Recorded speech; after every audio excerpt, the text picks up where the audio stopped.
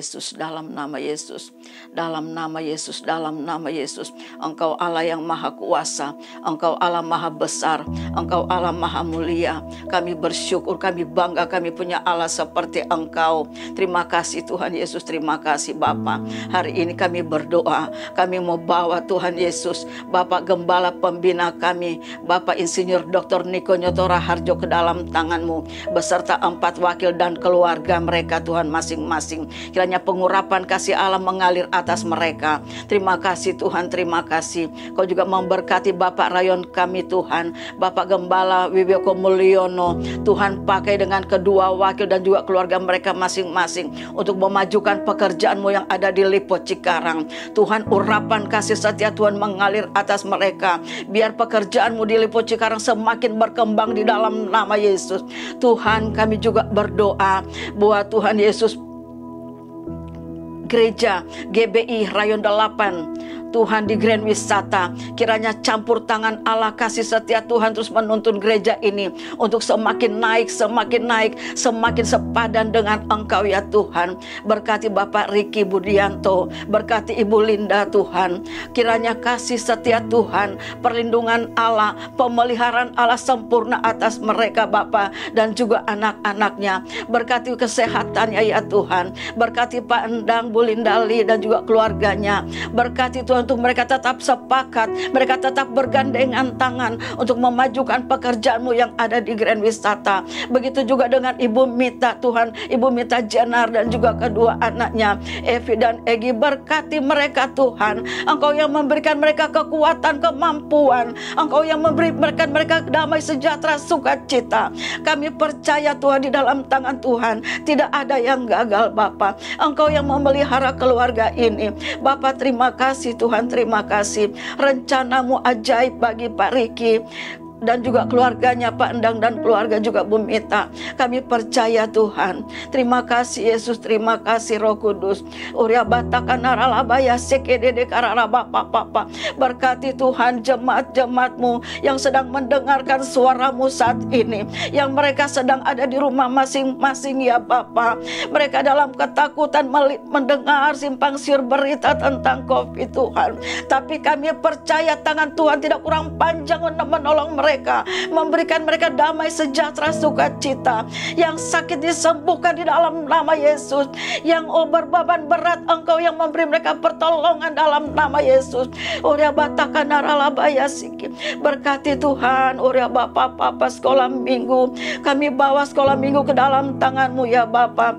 Anak-anak-Mu ini Tuhan, berikan mereka kesehatan, kekuatan, anak-anak sekolah minggu yang ajaib, yang luar biasa Tuhan.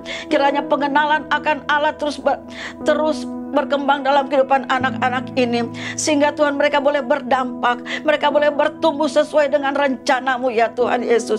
Berkati guru-guru sekolah minggu yang menyampaikan kebenaran firman Allah atas mereka.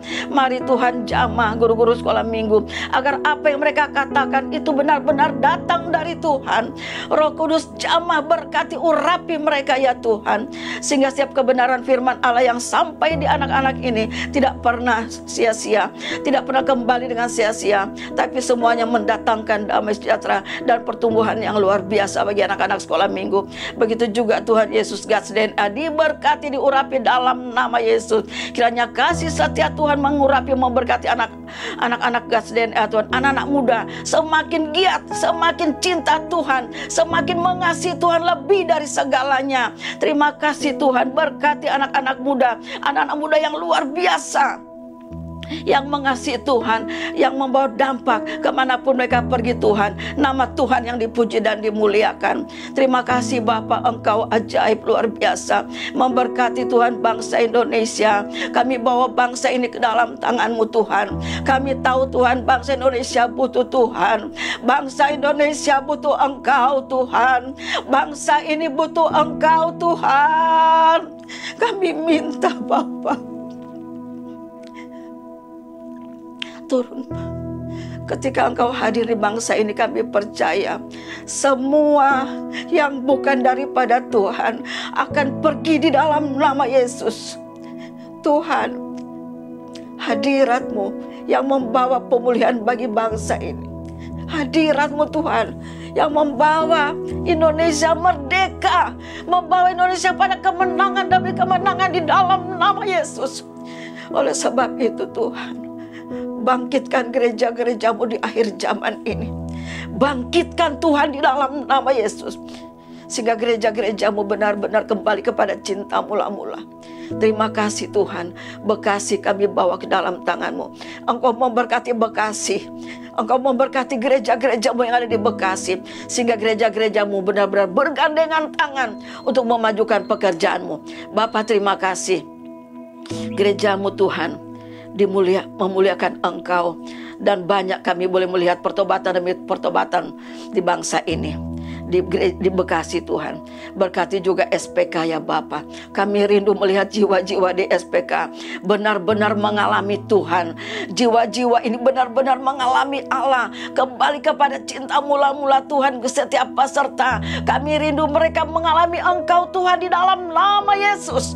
Berkati pembina maupun peserta, begitu juga tim kecil, pembicara, semua sama-sama sepakat di dalam Tuhan untuk melihat terobosan terjadi pada peserta yang ada. Bapa, terima kasih. Segala pujian, syukur, hormat, dan kemuliaan kami kembalikan hanya di dalam nama Yesus. Terima kasih Tuhan. Terpujilah Tuhan dalam nama Yesus. Haleluya. Amin. Bahwa yang sanggup Tuhan lakukan perkara-perkara yang ajaib. Haleluya.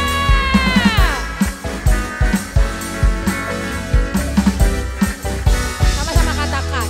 Apa yang tak pernah dilihat mata,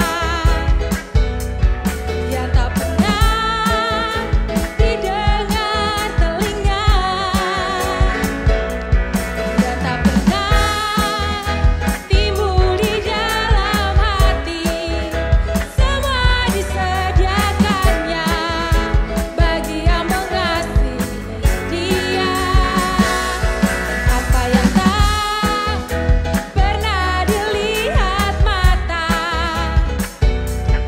yang tak pernah didengar telinga, yang tak pernah timbul di dalam hati, semua disediakannya bagi yang mengasihi Dia. Allah sanggup melakukan segala perkara, dulu, sekarang, dan selamanya. Kuasanya tidak berubah. Allah sanggup melakukan segala perkara, dulu, sekarang, dan selamanya. Kuasanya tak berubah.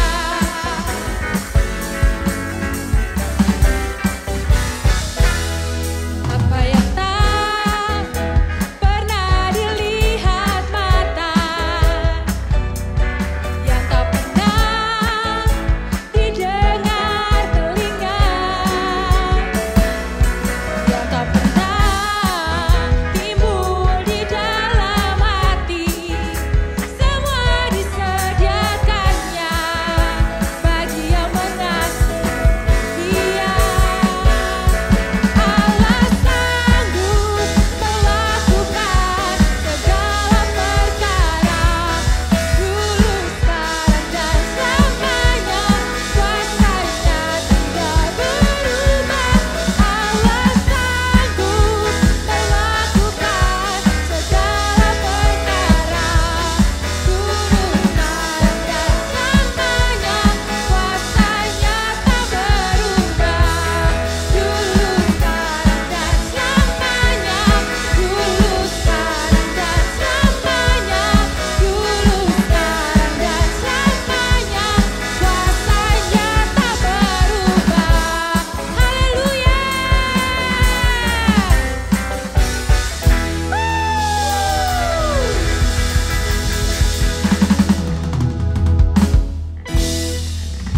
Mari Bapak Ibu, kita masuk ke dalam hadiratnya Tuhan pada hari ini. Kita berikan penyembahan yang paling baik buat Tuhan. Terima kasih Tuhan. Ini lagu lagu iman kami di hadapan-Mu Tuhan. Terima kasih Tuhan. Terima kasih Tuhan. Aku takkan hari esok, namun langkahku tegak, bukan yang ku harapkan, karena surya akan lenyap. Oh tiada ku gelisah akan masa menjelang, ku berjalan serta Yesus, maka hatiku tenang. Banyak hal tak ku fahami dalam masa menjelang, tapi tak bagiku ini tangan Tuhan yang pegang. Ini lagu iman kami di hadapan-Mu Tuhan. Aku takkan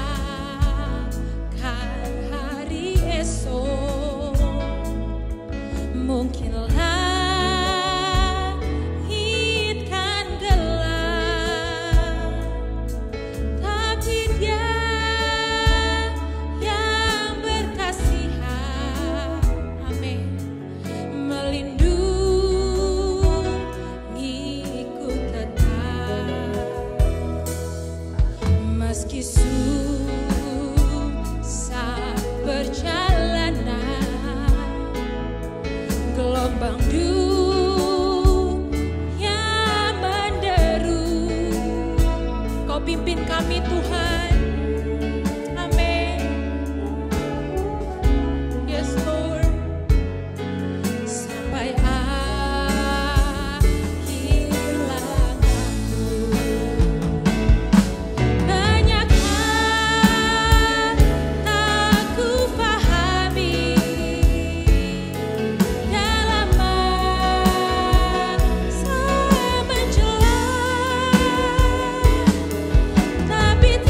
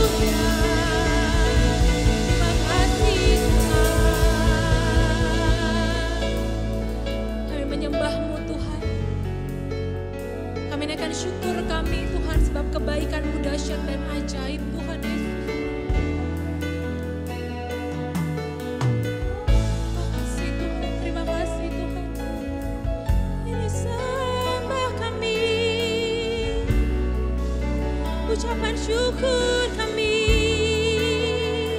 atas setiap pertolongan-Mu, Tuhan. Yes Lord.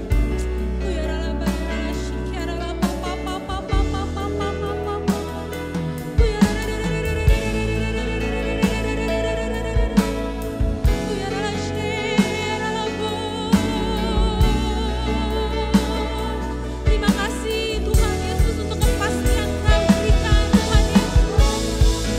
Terima kasih untuk setiap pertolongan-Mu, Yes Lord, yes Lord. Syukur kami, ucapan syukur kami. Terima kasih.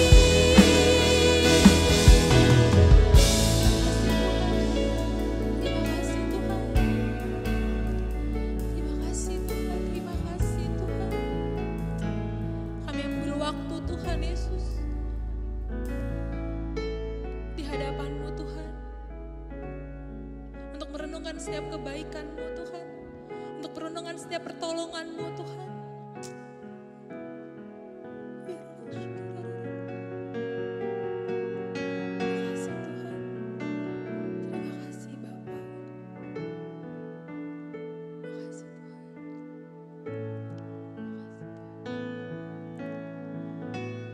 Tuhan selalu menolongku, selalu menjagaku. Selai di rambutku tak akan terjatuh tanpa seizin-Mu. Tuhan selalu menolongku, selalu menjagaku. Dia mengenyangkanku dan peliharaku seumur hidup. Sebab Kau tolong kami. Yes Lord. Terima kasih untuk pertolongan-Mu Tuhan. Terima kasih untuk perlindungan-Mu Tuhan Yesus. Kau perhatikan kami Tuhan.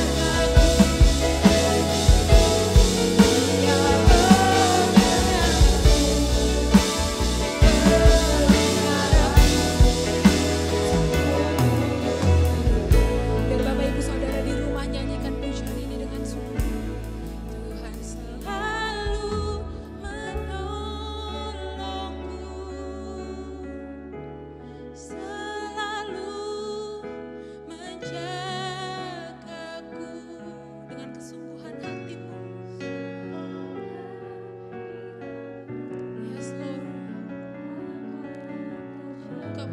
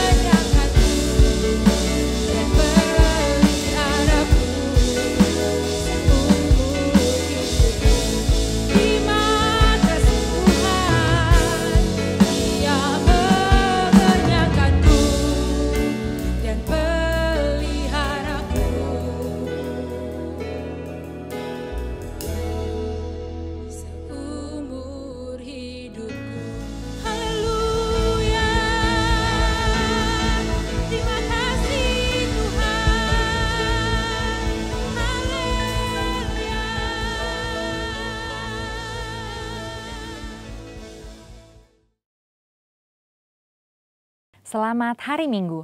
Saya percaya semua diberkati Tuhan berlimpah-limpah. Pada edisi Voice of Pentecost kali ini kita membahas tentang persembahan perjanjian atau covenantal offering. Menurut saudara, apakah perlu kita memberikan persembahan? Jika terjadi situasi seperti kehilangan pekerjaan, sakit, musibah atau bencana, dan lain-lainnya, apalagi di saat seperti ini yang masih pandemi COVID-19, perlukah kita memberi persembahan? Sesungguhnya Alkitab menyatakan memberikan persembahan tidak terpisahkan dari kehidupan orang percaya. Hal ini dilakukan selama ribuan tahun sejarah gereja, karena memberikan persembahan adalah salah satu bentuk penting dan nyata ekspresi penyembahan dan bukti penyerahan hidup kita kepada Tuhan. Oleh karena itu, penting untuk mempunyai dasar pengertian yang benar tentang memberikan persembahan walaupun di tengah situasi sulit, untuk menjadi fondasi yang kuat dalam menjalankan penyembahan dan bukan karena mampu atau tidaknya menurut pandangan kita sendiri. Sekarang mari kita telusuri tentang covenantal offering. Apa itu? Covenantal offering adalah persembahan karena perjanjian hubungan manusia kepada Tuhan. Nah, untuk bisa melakukan covenantal offering, kita harus mempunyai covenantal relationship terlebih dahulu. Covenantal relationship itu sendiri adalah hubungan berdasarkan ikat janji yang sangat kuat dengan Tuhan, berdasarkan hikmat firman Tuhan. Firman Tuhanlah yang menjadi petunjuk tingkah laku kita kepada Tuhan dan juga sebaliknya. Dan istimewanya adalah karena kita mempunyai Roh Kudus dari Kristus berdasarkan 2 Korintus 3 ayat 17-18, maka adalah suatu keuntungan yang istimewa kita bisa mendapatkan kemuliaan untuk melakukan perintah Tuhan dengan sukarela, bukan karena paksaan. Dalam perjanjian lama yaitu di kitab Imamat ada 5 macam korban persembahan yang harus diberikan umat Israel kepada Tuhan, yaitu korban bakaran, curahan, pendamaian, penghapus dosa, dan kesalahan. Nah, kini kita sudah tidak melakukan hal tersebut karena Tuhan Yesus sendiri yang sudah menggenapinya. Tapi prinsip memberi persembahan kepada Tuhan tetap berlaku. So, di masa kini saat kita memberi kepada Tuhan, berilah dengan sukarela persembahan yang wajib diberikan kepada Tuhan. Karena kita ada di dalam suatu hubungan ikat janji yang erat dengan Tuhan. Inilah yang disebut memberi covenantal offering karena covenantal relationship. Saudara, memberikan covenantal offering kepada Tuhan harus menurut kerelaan hati kita. Bukan dengan sedih hati atau paksaan, tapi dengan sukacita. Tuhan Yesus memberikan contoh terbaik dalam hal sukarela dan wajib ini melalui penderitaannya di kayu salib. Yohanes 10 ayat 18 berkata, "Tidak seorang pun mengambilnya daripadaku, melainkan aku memberikannya menurut kehendakku sendiri. Aku berkuasa memberikannya dan berkuasa mengambilnya kembali. Inilah tugas yang kuterima dari Bapakku." Pada satu sisi, Yesus diwajibkan untuk mengalami penderitaan salib karena dia adalah anak domba Allah yang menghapus dosa. Tapi di sisi lain, menyerahkan nyawanya dengan sukarela. Mengapa Yesus lakukan itu? Karena ia setia pada perjanjian covenantalnya untuk mengasihi kita. Tuhan lebih dulu mengasihi dan memberkati sehingga kita sudah selayaknya membalas kepada Tuhan dengan memberi persembahan kepadanya. Pemberian covenantal offering kita lakukan di dalam 1. Persembahan persepuluhan, 2. Persembahan sulung, dan 3. Komitmen untuk mendukung proyek pekerjaan Tuhan sebagaimana tuntunan Roh Kudus. Berarti saat kita melakukan covenantal offering itu mencerminkan bagaimana kita sesungguhnya mengasihi dan menyembah Allah. Memberikan persembahan juga bentuk penyerahan total kehidupan kita kepada Tuhan.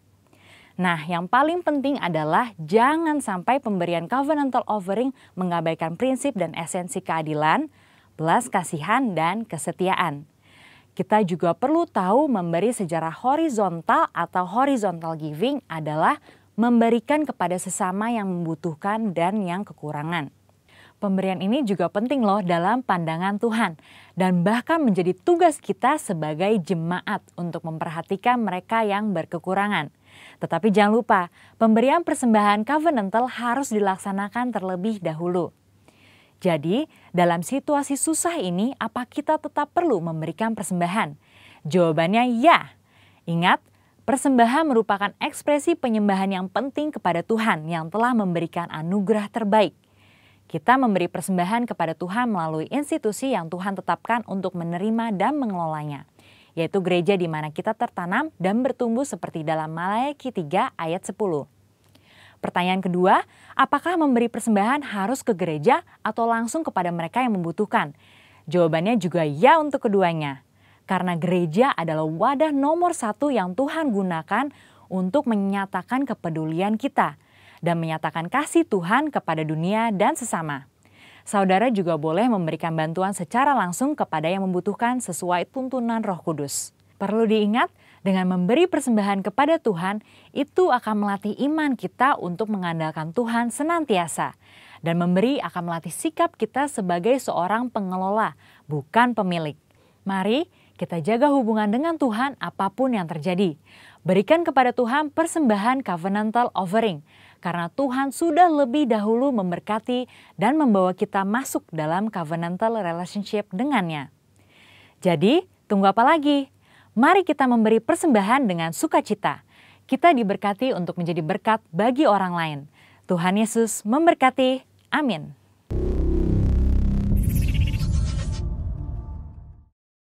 Haleluya, dalam sukacita yang dahsyat dan luar biasa, saya Pendeta Royal Purba menyapa Bapak Ibu Jemaat GBI Grand Wisata dimanapun saudara berada. Saya percaya Tuhan ada di tempat kita masing-masing karena Dia adalah Allah yang maha hadir, Allah yang imanen dan transenden. Bapak Ibu yang kekasih, saya percaya kita diberkati lewat pujian penyembahan yang telah kita nikmati tadi. Sebelum kita mendengarkan sabda dan firman Tuhan yang berkuasa, mari saudara tundukkan kepalamu, kita sama-sama berdoa.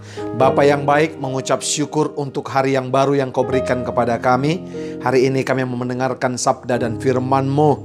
Bapa, keluarga demi keluarga akan dikuatkan. Kami semakin tahu apa rahasia daripada firman-Mu untuk setiap kami keluarga-keluarga. Kami percaya sekalipun kami dalam situasi yang keras hari-hari ini, tapi Bapa tolong kami supaya tidak terjadi kekerasan dalam rumah tangga kami masing-masing. Hiburkan kami yang berduka, sembuhkan kami yang sakit, Bapa bangkitkan kami yang suam, supaya kami menetapkan bersama dengan Yesus, kami cakap melakukan perkara yang besar. Haleluya, urapi hamba-Mu, karena tanpa urapan Tuhan hamba-Mu kosong. Haleluya, amin, amin, amin. Haleluya.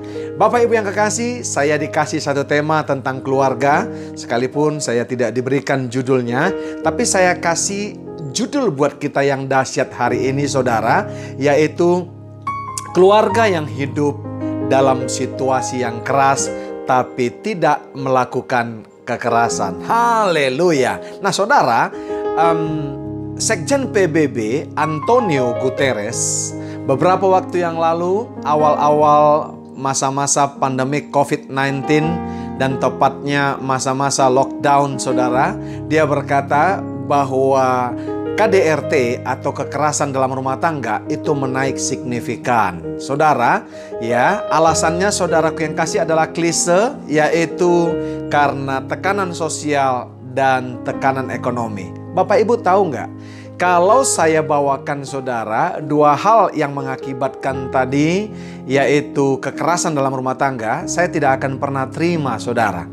Karena ada kekerasan dalam rumah tangga disebabkan karena ada tekanan sosial dan tekanan ekonomi. Kenapa saudara? Bagi orang-orang percaya harusnya masalah itu sudah clear dan sudah saudara selesai ketika saudara dan saya, ketika pria-pria yang menjadi suami dan ketika wanita-wanita yang menjadi istri mendeklarasikannya di depan jemaat, di depan umat, dan di depan Tuhan kita. Saudara setuju maksud saya? Saudara benar. Karena apa Bapak Ibu yang kasih? Makanya kalau saudara perhatikan ada dua sisi Bapak Ibu. Ada dua sisi yaitu tentang janji nikah kita. Saudara dikatakan saudara ya, saat senang atau susah, saat berkelimpahan atau kekurangan, saat sakit atau sehat. Betul nggak saudara? Sampai yang namanya saudara maut memisahkan. Jadi kalau hanya karena tekanan sosial dan tekanan saudara ekonomi, maka saya tidak akan percaya dengan hal itu. Seharusnya saudaraku yang kasih, ya, kita sudah clear, sudah kelar bahasa Jakartanya saudara pada saat kita mendeklarasikannya pada waktu kita mengucapkan janji nikah kita. Ya, sekalipun saudara dalam kehidupan dan perjalanan rumah tangga pasti masalah akan ada. Tapi kalau itu dibuat menjadi alasan Bapak Ibu yang kekasih, pasti tidak benar. Pasti sudah ada akarnya saudara yang tidak pernah kita bahas dalam rumah tangga kita, yang tidak pernah kita selesaikan dalam rumah tangga, yang tidak pernah saudaraku yang kasih kita tuntaskan dalam rumah tangga, sehingga itu menjadi akumulasi dan saudara satu ketika ada masalah saudara yang menjadi pemicunya saudara, maka kita katakan saudara itu adalah menjadi masalah dalam rumah tangga kita. Saya pernah dengarkan di YouTube Bapak Ibu yang kasih, kapal Titanic, semua kita tahu saudara, kapal yang besar yang diprediksi tidak pernah bisa tenggelam itu saudara. Saudara tahu, ternyata Bapak Ibu yang kekasih, ya, kapal Titanic itu saudara, dia bukan tenggelam dan patah saudaraku yang kasih lambungnya, ya. Badan dan bodi kapal itu bukan karena nabrak gunung es saudara. Ternyata waktu mereka berangkat, dikatakan sumber YouTube itu saudara, ya, sudah ada kebakaran kecil waktu mereka mau berangkat. Tapi karena mereka sudah mengatakan saudara kapal ini saudara tidak pernah ada gangguan, maka mereka harus berangkat karena mereka sudah memacu isu bahwa ini adalah kapal terhebat. Sama dengan rumah tangga kita saudara. Haleluya. Rumah tangga kita ketika ada dua orang yang kuat, orang yang punya kuasa dunamos yang diberikan Allah kepada kita, harusnya tekanan ekonomi, tekanan sosial itu tidak bisa lagi menghancurkan kita. Saudara, saya teringat saudara bagaimana kita, ya, membina satu rumah tangga, bagaimana rumah tangga diciptakan, bagaimana rumah tangga diberkati, bagaimana rumah tangga waktu saudara pemberkatan pernikahan di awalnya, startnya sudah diberikan firman yang dahsyat dan luar biasa. Saudara harus ingat bahwa yang melegitimasi pernikahan rumah tangga saudara bukan pendeta saudara. Karena pendeta saudara hanya perpanjangan tangan Tuhan untuk memberkati dalam pernikahan kudus. Tapi sesungguhnya yang melegitimasi pernikahan saudara adalah Tuhan kita. Haleluya. Makanya saya katakan saudara, kebahagiaan daripada rumah tangga orang-orang percaya bukan bagaimana caranya saudara bisa banyak mengumpulkan harta gono gini saudara, tapi kesuksesan, ya, rumah tangga orang percaya ketika kita bisa dipisahkan oleh kematian yang kita sering adalah maut. Lihat saudara, keluarga-keluarga di luar sana ketika mereka bercerai, ketika pecah rumah tangganya, yang dipersoalkan pasti masalah harta gono gini. Makanya saya katakan saudara, kebahagiaan, kesuksesan satu rumah tangga orang percaya bukan harta, bukan properti, bukan saudara apa yang saudara pakai, bukan di mana saudara tinggal, bukan fasilitas apa yang didapatkan ketika saudara menikah. Tapi saya mau berkata, dapat dipisahkan oleh kematian. Berbahagialah saudara yang sudah ditinggalkan pasanganmu. Berbahagialah saudaraku yang kasih yang sudah terpisah dengan pasangan, baik istri ataupun suami, karena Anda sesungguhnya sudah sukses rumah tangga Anda. Sekalipun waktu mengantarkan jenazah daripada istri kita, jenazah daripada suami kita, ada air mata yang berurai. Tapi saya mau berkata, itu adalah air mata kebanggaan dan air mata saudara sukacita, karena Anda bisa masuk kepada level dan tahapan Anda sukses dalam rumah tangga. Saudara kita yang masih hidup, saudaraku yang kekasih, kita masih tahap belajar karena tidak ada rumah tangga saudaraku yang kasih yang sukses. Karena tidak ada rumah tangga saudaraku yang kekasih yang berkata bahwa mereka tanpa masalah. Pak, kami nggak ada masalah. Karena kalau kami punya masalah, kami pergi ke Pegadaian. Karena Pegadaian punya moto mengatasi masalah tanpa masalah. Saudaraku yang kasih, rumah tangga itu rumit. Saudara, kalau sederhana namanya rumah makan. Saudaraku yang kekasih, ya, rumah tangga itu saudara banyak masalah. Kalau banyak cucian namanya laundry, saudara. Saudara sering saya katakan kepada saudara, dan berulang kali saudara joke ini saya katakan, supaya saudara nggak tegang di rumah. Haleluya. Nah saudara perhatikan, waktu saudaraku yang kasih orang-orang diciptakan, ya, waktu kita diciptakan pria-pria, maka saudara tidak sempurna. Makanya diciptakan seorang wanita untuk menjadi penolong supaya engkau sempurna. Sebab itu firman Allah berkata, saudara, di dalam Kejadian 2 dikatakan begini, saudara. Kejadian 2 ayat 20-24, manusia itu memberi nama kepada segala ternak. Perhatikan baik, kepada burung-burung di udara dan kepada segala binatang hutan. Tetapi baginya sendiri ia tidak menjumpai penolong yang sepadan dengan dia. Haleluya. Lalu Tuhan Allah membuat manusia itu tidur nyenyak. Ketika ia tidur, Tuhan Allah mengambil salah satu rusuk daripadanya, daripada pria itu, saudara, lalu menutup itu dengan daging. Dan dari rusuk yang diambil Tuhan Allah dari manusia itu, dibangunnyalah seorang perempuan yang diproyeksikan, saudara, yang mendedikasikan hidupnya menjadi penolong. Lalu dibawanyalah kepada manusia itu, lalu berkatalah manusia itu, inilah dia tulangku dan daging dari dagingku, ia akan dinamai perempuan. Sebab ia diambil dari laki-laki. Sebab itu seorang laki-laki akan meninggalkan ayahnya dan ibunya dan bersatu dengan istrinya, sehingga keduanya menjadi satu daging. Ayat terakhirnya ayat 24 berkata begini, sebab itu seorang laki-laki, perhatikan laki-laki ya, akan meninggalkan ayahnya dan ibunya dan bersatu dengan istrinya, sehingga keduanya menjadi satu daging. Kenapa saudara saya sorotin laki-laki yang menjadi imam, saudara?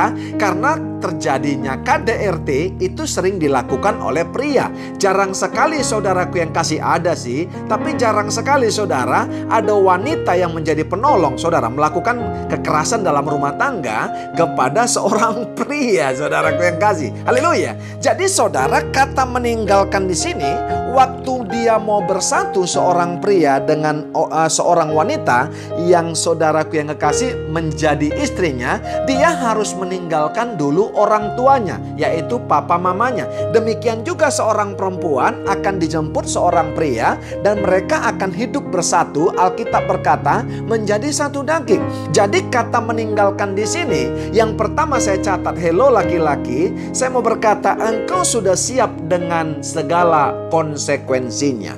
Perempuan-perempuan yang dijemput suami-suami, saudaraku yang kasih, perhatikan baik, perempuan-perempuan yang dijemput seorang pria yang meninggalkan papa mamanya, maksud saya, engkau pun sudah harus siap dengan konsekuensi. Haleluya. Jadi gak ada alasan untuk kita karena terjadi kekerasan dalam rumah tangga, karena ada tekanan sosial dan tekanan ekonomi. Saya gak setuju, saudara.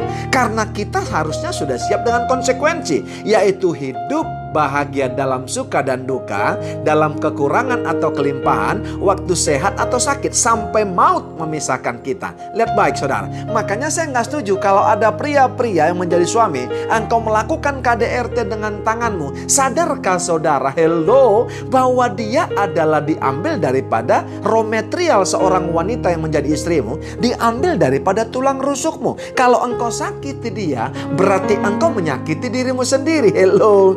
Makanya jangan marah sama Tuhan. Kalau ada pria-pria engkau merasa sakit tubuhmu, saudara, jangan-jangan kamu pernah menyakiti istrimu, saudara. Karena sesungguhnya dia adalah saudara dirimu sendiri. Haleluya. Nah, dengarkan baik. Jadi yang pertama sudah siap dengan konsekuensinya. Yang kedua saya mau berkata kepada saudara, ya, kita tidak lagi, saudaraku yang kasih, mengharapkan support dari orang tua.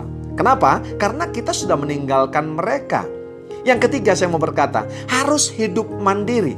Ya, lihat baik. Kenapa saya katakan saudaraku yang kasih, harusnya tidak ada saudara kekerasan dalam rumah tangga, ya, di dalam keluarga orang percaya. Kenapa saudara? Karena janji nikah kita itu adalah berbicara tentang keadaan, tentang situasi, saudaraku yang kasih. Tentang dua situasi. Situasi saudara yang mengenakan atau situasi yang tidak mengenakan. Situasi saudara yang aman atau situasi yang tidak aman. Situasi yang keras, saudaraku yang kasih, maupun situasi yang tidak keras, saudara, tapi tanpa kekerasan dalam rumah tangga kita. Haleluya. Sesungguhnya iblis tidak akan pernah bisa bekerja di rumah orang kuat yang bertemu, yang disatukan menjadi satu daging. Karena apa, saudara? Ketika kita pemberkatan pernikahan, ada dua orang kuat yang disatukan, maka seharusnya mereka menjadi kuat sekali. Haleluya. Ini dia, saudara.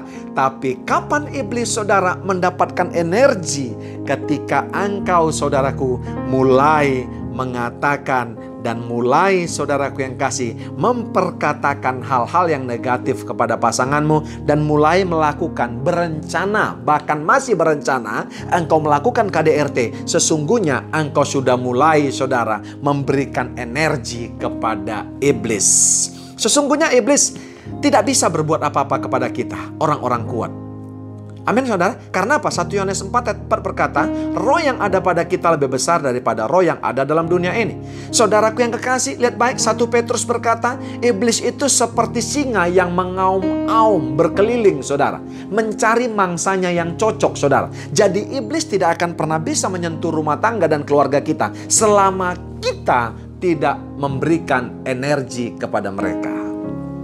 Amin. Sebab itu, saudara, ya, saya ambil dari Markus 3. Markus 3 ayat 24 sampai dengan 27 berkata begini.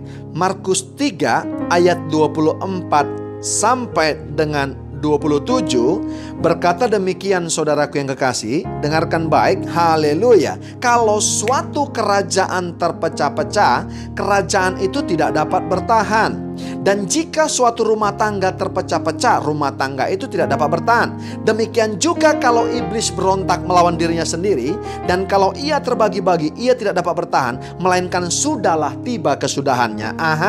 Tapi ayat 27-nya dikatakan begini, tetapi tidak seorang pun dapat memasuki rumah seorang yang kuat, merampas harta bendanya, apabila tidak diikatnya dahulu orang kuat itu, sesudah itu barulah ia dapat merampok rumah itu. Ya, itu terjemahan baru, saudara. Terjemahan, ya, firman Allah yang hidupnya lebih keren lagi, dikatakan begini, kerajaan yang terpecah-pecah akan runtuh, dikatakan, saudara. Haleluya, ya. Rumah tangga yang penuh dengan pertengkaran dan perpecahan akan hancur. Dan jikalau iblis bertempur melawan dirinya sendiri, bagaimana ia dapat bertahan? Iblis harus diikat lebih dahulu sebelum roh-roh jahat dapat diusir. Seperti juga orang yang kuat harus diikat lebih dahulu sebelum rumahnya dapat dirampok, harta bendanya dirampas. Jadi, saudaraku yang kasih, perhatikan baik, Bapak Ibu yang kasih, rumah tangga yang penuh dengan pertengkaran akan hancur karena dimulai dengan perpecahan. Jadi kalau ada KDRT, saudara sudah mensupport iblis untuk memberikan energi kepada dia, untuk memecahkan rumah tangga Anda menjadi hancur. Dan dikatakan ayat 26 masih di firman Allah yang hidupnya, jikalau iblis bertempur melawan dirinya sendiri, bagaimana ia dapat bertahan? Iblis pun tahu arti kesatuan. Iblis pun tahu arti, saudaraku yang kekasih. Hello, keluarga-keluarga orang percaya. Iblis pun tahu yang namanya bagaimana mereka berdamai. Bilang sama samping kiri kanannya. Atau kalau Anda sedang, saudara, suami atau istri sampingmu, coba injak kakinya, bilang, iblis aja, ya, tahu arti kesatuan. Jangan-jangan iblis lagi bilang sama kita sekarang, keluarga-keluarga, kadang-kadang kalian berantem KDRT, iblis belum kerja, memang lu aja yang mau KDRT. Haleluya. Amin, saudara. Haleluya. Ayat 27 dikatakan, saudaraku yang kasih, kembali kepada bahasa Indonesia, kembali kepada terjemahan baru maksud saya, tetapi tidak seorang pun dapat memasuki rumah seorang yang kuat untuk merampas harta bendanya apabila tidak diikatnya dahulu orang kuat itu. Selama Anda tidak beri energi kepada iblis, saudara, lewat KDRT, saudara, rumah tangga saudara tidak akan terpecah-pecah dan hancur. Selama saudaraku yang kekasih tidak mengatakan welcome kepada iblis, rumah tangga saudara tidak akan pernah terpecah dan hancur. Haleluya. Karena apa? Sesungguhnya masalah dalam rumah tangga, masalah saudaraku yang kasih dalam komunitas, termasuk masalah dalam komunitas orang-orang percaya yang kita sering sebut kerajaan Allah adalah apa, saudara? Sesungguhnya bukan iblis, saudara. Karena iblis sudah kita kalahkan, saudara. Sesungguhnya Masalah komunitas orang percaya termasuk rumah tangga adalah apa? Ego. Haleluya. Mau menang sendiri. Sebab itu saya katakan kepada saudara, yang pertama saudaraku yang kasih, kenapa rumah tangga ada yang terpecah, saudara, ada yang melakukan KDRT selama ini, dan khususnya pada masa-masa COVID-19 ini. Yang pertama, saya mau berkata kepada saudara, karena sudah dimulai dengan satu kata yang namanya bosan. Kalau sudah ada kebosanan dalam rumah tangga saudara, maka saya mau berkata bahwa kita sudah memulai yang namanya perpecahan. Dari kebosanan saudara akan berangkat, saudaraku yang kekasih, yang namanya kekerasan dalam rumah tangga. Jadi apa triggernya? Bosan dulu saudara. Makanya saudara mau pukul. Makanya saudara mau melakukan kekerasan. Jadi bukan situasinya, bukan hari-harinya saudara yang keras, bukan suasananya yang keras, tapi ada kebosanan Bapak Ibu yang kasih. Selama kita bosan saudaraku yang kasih kepada pasangan kita, maka kita sudah memulai yang namanya perpecahan dan memberikan energi kepada iblis. Bapak Ibu, di dalam komunitas keluarga, di dalam komunitas gereja, kalau sudah mulai ada kata kebosanan, bahaya. Saya mau berkata, pemecah dalam rumah tangga bukan wanita idaman lain atau bukan pria idaman lain, tapi adalah kebosanan. Lihat, ya, kalau suami sudah bosan sama istri, maka akan cerita kepada wanita lain. Demikian juga istri, kalau sudah bosan dengan suami, maka akan cerita dengan pria lain. Saat itulah iblis saudara masuk dan memanfaatkan, maka hancur rumah tangga. Jadi masalahnya bukan di orang yang sering saudara sebut orang ketiga. Padahal memang nggak ada orang ketiga. Kalaupun ada yang mengganggu rumah tangga, itu orang kedua, saudaraku yang kasih. Lihat baik, saya mau berkata kepada saudara, selalu kita salahkan setan, betul nggak? Bukan will dan pill, tapi saudara adalah kebosanan. Lihat, dalam komunitas gereja, komunitas kerajaan Allah, saudara, di mana Allah memerintah kita buat saudara, maka disitulah sungguhnya kerajaan Allah. Sebab itu Lukas 17:20-21 berkata, kerajaan Allah ada di tengah-tengah kamu, ada di tengah-tengah komunitas gereja kita, komunitas komsel kita, di kul kita, itu komunitas kerajaan Allah. Di rumah tangga ada kerajaan Allah, karena rumah tangga kita adalah representatif daripada keluarga surgawi. Lihat, di rumah tangga kita ada bapak, ada anak, ada penolong, yaitu istri kita. Ya, bahasa lainnya kita katakan adalah parakletos. Saudara, keluarga surgawi ada Bapa, ada Putra, ada Roh Kudus. Sama. Makanya lihat, iblis tidak bisa hancurkan direct ya keluarga surgawi, Bapa, Putra, dan Roh Kudus. Maka representatifnya saudara, representasinya dihancurkan, yaitu di bumi. Siapa? Gambar-gambarnya, yaitu keluarga. Mari kita sadar saudara, saudara bosan. Makanya saudara melakukan KDRT. Lihat dalam komunitas gereja, kalau engkau bosan kepada temanmu saudara, maka engkau akan pergi kepada temanmu yang kamu sukai dan menjelek-jelekan, menjatuhkan saudara orang yang tidak kamu suka ini, orang yang kamu bosani saudara. Maka saudara terjadi perpecahan. Jadi yang pertama bosan. Yang kedua saudara, kenapa terjadi saudara perpecahan dalam komunitas orang percaya dan dalam rumah tangga orang percaya? Bukan saja bosan, dari bosan akan menjadi berangkat. Engkau sudah menganggap pasanganmu menjadi beban. Itu yang kedua. Kalau kita sudah menganggap saudara, pasangan kita, istri kita atau suami kita menjadi beban, bahkan anak kita, maka rumah tangga tidak akan pernah dapat bertahan. Maka terjadi KDRT saudara. Maka akan terjadi saudaraku yang kasih hal yang dahsyat, hal yang memilukan. Harusnya pria-pria tahu bahwa engkau memiliki seorang wanita, dia adalah teman pewaris kasih karunia. Istrimu orang kaya saudara. Anak-anakmu adalah keturunan ilahi yang Tuhan sudah persiapkan berkat yang spesial kepada mereka. Halo istri-istri, suamimu adalah imam, teman pewarismu. Jangan pernah bosan, jangan pernah anggap beban. Sekalipun suamimu lagi sakit sekarang, sekalipun istrimu lagi sakit, sekalipun anakmu lagi sakit, mereka bukan beban, tapi teman pewarismu. Kalau saudara ingat itu saudara, maka saudara lihat ya, keluarga-keluarga kita tidak akan pernah terpecah-pecah. Kita menganggap beban. Bapak Ibu yang kekasih, dalam komunitas gereja juga, kalau engkau sudah menganggap bahwa temanmu adalah ancaman dan beban, maka akan terjadi kompetisi, maka akan ada ambisius. Makanya lihat, musuh kerajaan Allah tadi saya katakan apa? Ada egois. Egois itu saudara memunculkan yang namanya ambisius. Setiap manusia harus punya ambisi, tapi yang merusakkan ada kalanya adalah ambisius. Saling menjatuhkan, saling menjelekkan, karena sudah menganggap saudara temannya adalah ancaman, beban bagi dia. Padahal saudara, teman kita seharusnya kita anggap adalah tim, karena tanpa teman kita, kita tidak akan pernah bisa kerja maksimal. Jangan pernah menganggap saudaraku yang kasih orang lain. Jangan pernah menganggap pasanganmu saudaraku yang kekasih menjadi beban. Anggap dia saudara menjadi tim. Together everyone achieve more. Ya, haleluya. Amin saudara. Bersama-sama saudara melakukan yang lebih, bahkan mendapatkan yang lebih ketika kita bersinergi Bapak Ibu yang kasih. Sama dalam rumah tangga. Kalau sudah ada yang pertama kebosanan, yang kedua saudara, yang kau menganggap pasanganmu menjadi beban, disitulah mulai saudaraku yang kasih masuk yang namanya setan, dan engkau melakukan yang namanya KDRT. Kenapa saudara dilakukan kekerasan dalam rumah tangga? Supaya cepat selesainya. Setan itu nggak mau bekerja lama saudara. Dia mau bekerja instan saudara, dengan modal yang kecil, tapi dia mendapatkan saudaraku yang kasih apa? Ya, dampak yang besar, kehancuran yang besar. Itu kerja setan saudara. Dia mau saudaraku yang kasih, keluarga kita hancur hari-hari. Mari kita berbalik dari jalan-jalan kita yang jahat. Pria-pria, wanita-wanita yang menjadi istri, yang menjadi suami.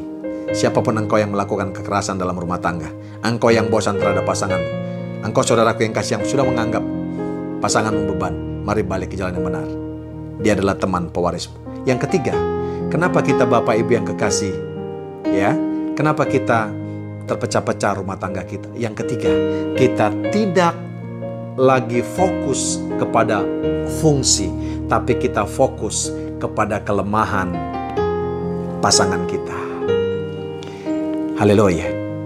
Kenapa rumah tangga saudaraku yang kekasih terpecah-pecah? Kenapa ada KDRT? Kenapa ada kekerasan? Karena saudara tidak menyibukkan lagi saudara yang namanya fungsi, kepada fungsi. Saudara sibuk mencecer yang namanya kelemahan pasangan saudara. Ya, amin saudara. Kita akan saudara melihat kelemahan pasangan kita. Tapi kalau kita sibukkan dengan fungsi kita, kita kolaborasi saudara untuk mendidik anak kita, ya, lewat fungsi kita masing-masing, yaitu pria menjadi imam, istri menjadi penolong saudara, kita didik anak kita, maka kita tidak akan pernah sempat untuk melihat kelemahan dan kejelekan pasangan kita. Makanya saya katakan Bapak Ibu yang kekasih, discipleship ya, start from home, not public school. Ya, jadi saudaraku yang kasih, lihat baik ya. Pemuridan itu saudara bukan dimulai saudaraku yang kasih dari mana? Ya, bukan dimulai daripada public school, tapi dimulai dari rumah saudaraku yang kekasih. Ya, saya catat di sini. Kita banyak terjebak saudaraku yang kasih seperti itu. Kalau kita Bapak Ibu ya kolaborasi untuk mendidik anak kita, maka akan terjadi yang dahsyat, yang luar biasa dalam rumah tangga dan dalam keluarga. Makanya saya catat di sini saudaraku yang kasih, haleluya ya. Discipleship start from home, not from public school. Amin. Haleluya. Sibukkan saudara dengan apa? Dengan kita mengajar dan mendidik anak-anak kita. Alkitab berkata, Bapak Ibu yang kekasih, ya, dalam Efesus 6 ayat 1 sampai 4 dikatakan, anak-anak, dalam bahasa Indonesia masa kini, anak-anak, sebagai pengikut Kristus taatilah orang tuamu karena itulah yang patut dilakukan. Haleluya. Hormatilah ayah ibumu adalah perintah pertama dari Allah dengan janji, yakni supaya engkau berbahagia dan panjang umur di bumi. Saudara lihat baik ya, Paulus berkata saudara, ya, dikatakan hormati ayah dan ibumu adalah perintah pertama dari Allah dengan janji, yakni supaya engkau berbahagia dan panjang umurmu di bumi. Lihat baik saudara. Padahal saudara di pasal lain dikatakan itu adalah hukum kelima, menghormati orang tua. Paulus berkata di sini itulah sangat pentingnya saudara bagaimana menghormati orang tua. Tapi pertanyaannya, bagaimana anak-anak mau menghormati orang tua kalau engkau melakukan KDRT kepada pasanganmu, kepada istrimu? Engkau tidak jadi role model. Tapi ayat selanjutnya selanjutnya dikatakan saudara-saudara yang menjadi ayah, janganlah memperlakukan anak-anakmu sedemikian rupa sehingga menjadi marah. Ternyata anak yang narkoba, anak yang balapan, anak yang mabok-mabok itu adalah bentuk kemarahannya. Karena ada kekerasan dalam rumah tangga, tidak ada kebahagiaan dalam rumah tangga. Makanya ayat ini berkata, sebaliknya besarkanlah mereka dengan tata tertib dan pengajaran Tuhan. Pria-pria, kenapa engkau menjadi barbar? Pria-pria, kenapa engkau melakukan kekerasan, saudara? Karena hidupmu nggak tertib, karena tidak ada lagi pengajaran Tuhan. Pria-pria, kalau engkau melakukan yang namanya melakukan pengajaran Tuhan di rumah, dan engkau membuat tata tertib di rumah, maka tidak pernah engkau menjadi pria-pria yang melakukan KDRT. Dalam situasi yang keras tidak pernah akan ada kekerasan dalam rumah tangga. Karena apa, saudara? Tetap ada tata tertib, tetap ada pengajaran Tuhan. Siapa gurunya, saudaraku yang kasih? Suami dan istri. Makanya Amsal berkata, Bapak Ibu yang kasih, perhatikan baik, Amsal 1 Amsal 1 ayat yang ke-1 Amsal 1 ayat yang ke-1 sampai dengan ke-3 dan ayat 8 sampai 9 saya bacakan kepada saudara. Inilah Amsal-Amsal Salomo Raja Israel. Ini saya ambil dari terjemahan firman Allah yang hidup. Putra Daud, ia menuliskannya untuk mengajarkan kepada bangsanya cara hidup, bagaimana bertindak dalam setiap keadaan kita sekarang, saudara, tidak terlalu baik. Keadaan ekonomi, engkau di PHK, engkau, saudara, ada pemutusan hubungan kerja, gaji nggak jelas, bisnis mungkin melorot, saudara.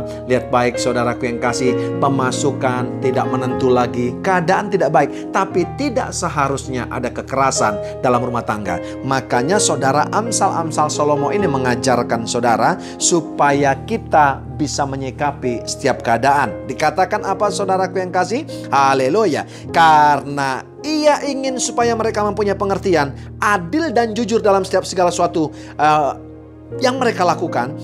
Anakku, dengarkanlah didikan ayahmu dan janganlah mengabaikan nasihat ibumu. Perhatikan baik. Dengarkanlah didikan ayahmu dan janganlah mengabaikan nasihat ibumu. Karena ajaran mereka, ajaran siapa? Ajaran papa dan mamanya akan menjadi seperti mahkota di atas kepalamu. Di atas kepala siapa? Anaknya. Dan kalung mutiara di lehermu. Jadi saudara, ada didikan, ada tata tertib, ada pengajaran Tuhan yang baik di rumah. Dan saudara, ada nasihat dari seorang ibu yang adalah istri, yang adalah penolong dan parakletos. Maka anak-anaknya, saudara, seperti memakai mahkota. Dan saudaraku yang kasih, seperti memakai kalung mutiara, saudara, di lehernya. Saudara, kalau lihat orang, anak-anak tiba-tiba lewat, saudara, pakai mahkota, saudara, yang indah dan pakai kalung mutiara, kira-kira mata anak-anak yang lain tertuju nggak kepada anak ini? Ini cuma saya analogikan, saudara, cuma ilustrasi. Orang pasti akan tertuju matanya kepada anak saudara.